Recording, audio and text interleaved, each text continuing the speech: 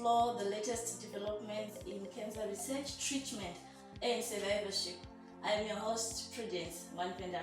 In today's episode, we are discussing the importance of knowing you have cancer, and the importance of early detection as well as screening. So today I'm joined by Nurse Hove, a leading nurse in an aspect in the health sector. Welcome to the show, Nurse Hove. Thank you, Prudence. So, ma'am, I wanted us to start with the basic. Can you explain to me a little bit on what is cancer? Generally, the general description where we can get it. Yeah, I can say cancer is a sort of a tumor which is caused by an abnormal cell which grows very fast. So, does this have certain type of people that affects, or it affects everyone from children, women, men? Yeah, it affects everyone. It affects at everyone. any age, At any but especially from mid 40s to 60s to up there. Alright. So I have a question here. Are there any types of cancers, particularly for women, which are known to only focus on women, and those that are on men or children? Do you have the different types, or just the same thing all around? On women, adults, they have cervical cancer and breast cancer. You know the symptoms, because I'm very sure some of our listeners might not even know the symptoms. If you are a woman, how do I detect that I've got breast cancer or I have cervical cancer? How do I move about that?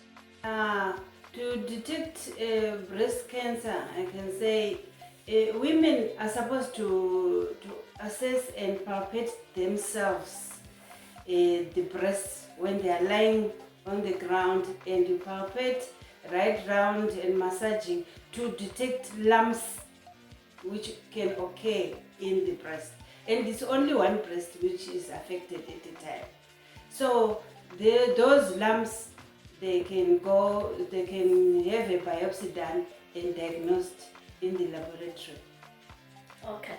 Such as how do medical personnel test different from me just palpating my breast to know that I have cancer? Yeah, we detect the cancer by the physical examination. It's the same as palpating, and then biopsies are done. A biopsy means you take a part of the breast of the lump and send it to the laboratory. And then mammography is done to detect the cancer cells as well, and ultrasound scans, they detect the cancer cells, as well as a gene, they take the genes and detect the cells. Okay. So I would love to ask, are there any typical steps involved on the diagnosis process and the treatment? And if there are also emotional challenges that comes through the diagnosis process? Yeah, on diagnosis, I can say, as I have said, that we take biopsies and do mammography, and then we do the ultrasound scan, and we detect the stage at which the cancer is, and then this will determine the type of treatment which the patient needs. Okay. So have you ever had challenges where patients deny after they're diagnosed with cancer? What has happened there? Yes. A few deny because they won't believe that it is cancer. They will think that it's bewitching or something. So they go to different types of people, to the African medicines, so that they get treatment. That leads to late treatment, and that will not save the patient or be a benefit of the patient. Okay, so are there any advantages of early detection and early acceptance to a patient? Yes, there are great advantages, because If this lump is detected early, then there's lumpectomy which is done. That means removal of the lump early. Then there can be a removal of the whole breast to avoid spread of the cancer. Okay. So in Zimbabwe, are there any places where I can get these cancers, or they're just located in any medical? In any medical. yes. Okay. So when you mentioned the removal of the breast, I understand it's something that also comes with emotional attachment to it. Because I know there's a woman, maybe you're in your mid-20s and you have discovered that you have got cancer, and they say we're going to remove the breast. That's almost like taking a part of you being a mother. You won't be able to breastfeed your own children. Are there any counseling or where people can get emotional support? Because I do believe that it's not a matter of just medical assistance. There are also some social factors that come in. People go through depression these days. I can be stressed out. So how best can I survive through this chain of diagnosis? Yes, there are many support groups, of cancer support groups and counseling groups which can help the patient, because they need to know that even if the breast is removed, they can breastfeed with the other breast. And for cosmetic purposes, they can use the artificial breast so that her shape remains. So I wanted to ask, are there some limitations of breast cancer diagnosis in low resources settings? Because I do believe Zimbabwe, where on our financial status is a bit low. So I want to know. Yeah, in low resources, it's very difficult sometimes due to disbelief, I can say, disbelief, and the manpower. The manpower can be very limited. You can sometimes have limited pathologists and limited radiologists and limited trained people who know about this. And also the machines which are used may not be available. And sometimes the instruments we use for biopsies may not be available in low resources. Oh, we are saying it's not generally any facility where you can get the accurate diagnosis. No, It's not special. There are special ones. Yes. So I would also like to know how can women maintain their physical and emotional health during and after breast cancer diagnosis? During and after diagnosis, people should have exercise, although they are mild exercises, walking exercises, swimming, and daily works. And then they should have a balanced diet. Proteins, carbohydrates. The proteins will help healing the wound. Carbohydrates, and they should have good hydration. The good hydration will help to pass off toxins through the urine. So I would have loved to ask, how has the society accepted the diagnosis? Because before this podcast, right, I've been moving around asking a few survivors. I'll bring them to the show afterwards. They also mentioned being rejected by the community. Like your family actually told them you have cancer, they simply see you like someone who's already dead. Yeah. What advice would you give someone who's going through that rejection process? I would prefer these patients to join these groups, The support group. the support groups, and then also they should be ready to tell their relatives and be close to their relatives, and they can get support from their relatives as well. So, when you're speaking of family, I want to ask, is this something that's passed genetically? Like you can get cancer if your grandma has cancer, or someone is something that passes genetically? I mean, people, they've got a different belief. And if they don't know, if there's no education on them, that cancer is, you can't spread cancer, you know.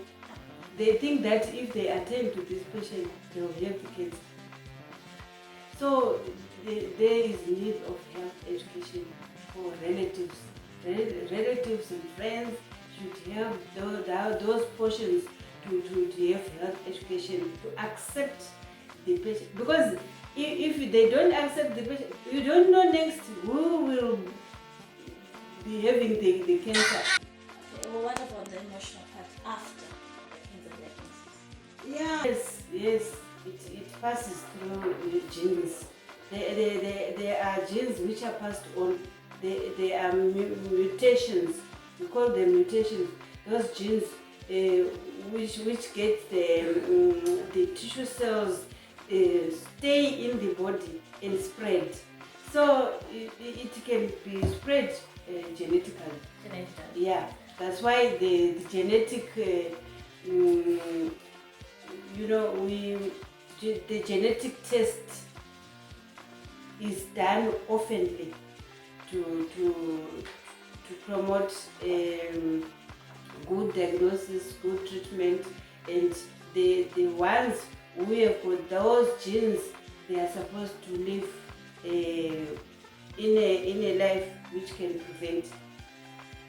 Okay, which prevents the cancer. Okay, how best is that? How best can we improve that?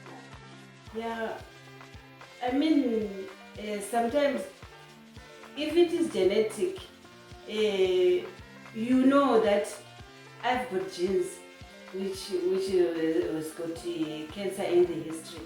So you avoid many things. You avoid alcohol. You avoid this and that. There are many things. So I would love to ask, what are some of the biggest challenges researchers face? Researchers, they can face many challenges.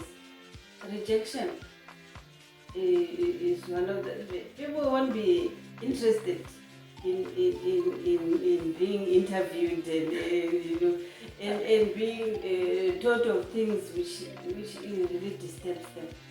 And sometimes the challenge is if these people are taught and told to come for ultrasound scan, for gene tests, they don't have the funds. And they won't be interested because they say it is not important because they don't have funds. They don't have funds. Okay, so speaking of that, this means it shows that there is a lack of information being known on cancer to the people, right? So how best you think we should inform the people so that they get aware of this cancer, we avoid these denials, rejections from the people, this stigma. I think what we are doing now, Okay. it can help, and I think health education on schools and clinics and public, So I met this person. She said that she has first diagnosed with breast cancer. That was in 2020. She got the treatment right. She survived. And then after that, her other breast also was found that she had other cancer. How many chances are that possible that you get diagnosed twice? I mean, yeah, chances are there. And sometimes when the breast is removed, sometimes the cancer cells have moved already through the blood system. Yeah. So it can affect another part or an extra part of the body because it has moved through the circulatory system. So would that mean that if someone is cancer, because when I was talking to her, which is also something that made me come up with this, she was sad and surreal about the whole thing. So she was saying, I'm not even sure if it is already spread to the rest of my body because of this low resources settings, as you said before. So she was worried and she didn't look alright to me, in all honesty.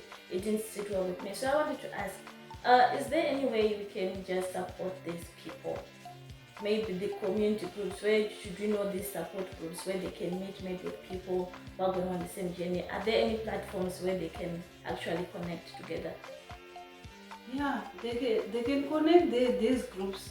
If health education is done to all parts of the country, through schools, through churches, through gatherings, I think they can get information to help them. They do have that information. Yeah. Okay. So I would love to ask you some words of encouragement to give to a family with someone who has been diagnosed with cancer, who is surviving after the life, and also your advice to someone who is going through the journey of diagnosis. I would advise the family. Family members should love each other. No matter it is a psychiatric patient, no matter the patient has got an amputation, they should love one another. The fact that the patient has got cancer, it mustn't be something which can make them separate from the relative. They should help the relative until the final. So we are saying it's not a death sentence to be diagnosed with cancer, right? It's not a death sentence. It depends what stage the cancer now is. Okay, so there is a stage where we can't do anything. Yes.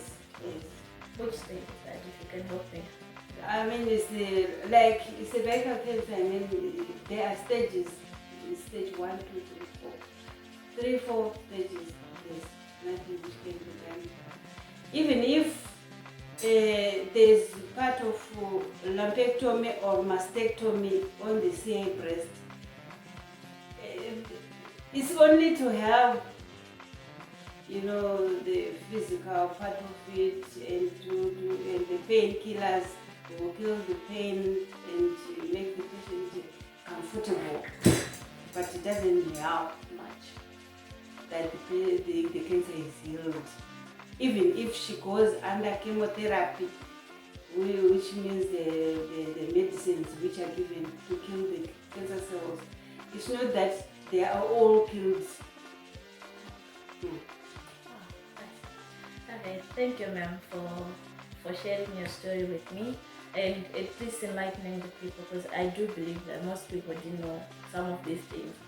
Because as I've said, I've walked around. It's sad when you see someone already claiming I'm already dead person when they're still alive. We should live life, right?